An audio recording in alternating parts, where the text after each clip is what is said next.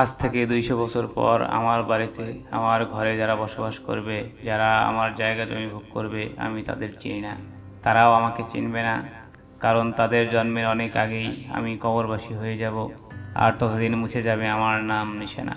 কবরটাও নিশ্চিহ্ন হয়ে যাবে।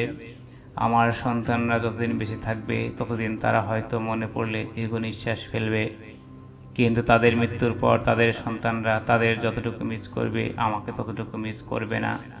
হয়তো বাবার কবর জিয়ারত করে দোয়া করার সময় দাদার জন্য একটু করবে, কিন্তু তার পরের প্রজন্ম আর মনে রাখবে না।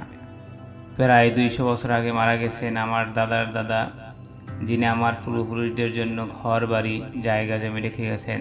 একই বাড়ি একই জায়গা জমি আমরা এখনও ভোগ করছি, কিন্তু ওনার কবরটা কোথায় সেটা আমরা জানি না।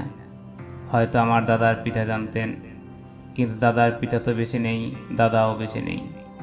তবে ৭ পাঁচ করে যে সম্পদের পাহাড় গড়েছেন সেটা কবরে নিয়ে যেতে পারবেন না, আর যাদের জন্য রেখে যাচ্ছেন তারাও আপনাকে মনে রাখবে না, এটা নিশ্চিত। অন্যের সম্পত্তি জবরদখল করে ভাবছেন আপনি জিতে গেছেন, সুদ ঘুষ কমিশন বাণিজ্য করে সম্পদের পাহাড় গড়ে ভাবছেন আপনি জিতে গেছেন, তাহলে আপনি আস্ত একটা বোকা। এই শব্দটা ব্যবহার করার জন্য দুঃখিত, ক্ষমা করবেন। আমাদের সময় খুব কম, তাই এই সুদ ঘুষ দুর্নীতি ক্ষমতার অপব্যবহার সম্পত্তি নিয়ে বিবাদ ইত্যাদি কোনো লাভ নেই ভাইজান।